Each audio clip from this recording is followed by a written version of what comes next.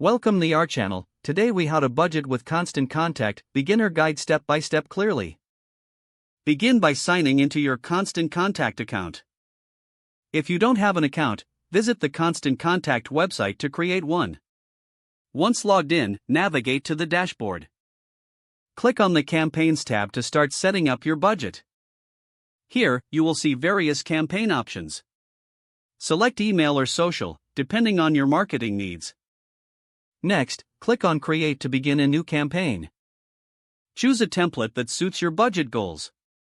Once you have your template, customize it with content relevant to your campaign. Be sure to include clear calls to action. Now, it's important to identify your budget. Consider how much you are willing to spend on the campaign. Factor in costs for design, distribution, and any additional services. Input this budget into the designated section in Constant Contact. Next, monitor the performance metrics provided by the platform. Keep an eye on open rates, click rates, and conversions. Compile this data to assess whether you stayed within budget. If adjustments are necessary, consider reallocating funds to more effective channels. Repeat this process for future campaigns to refine your budget strategy over time. Remember, consistency is key to effective budget management in marketing. As you gain experience, update your budgeting approach based on what works best for your audience.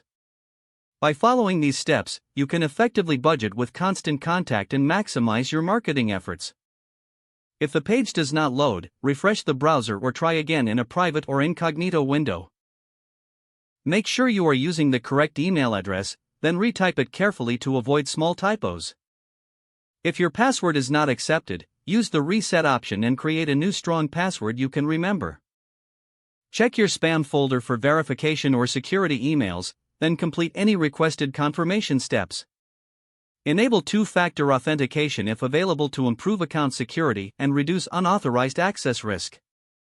After signing in, review your profile details so your contact information and settings are accurate and current. Don't forget to like this video and subscribe to our channel for more step-by-step tech guides.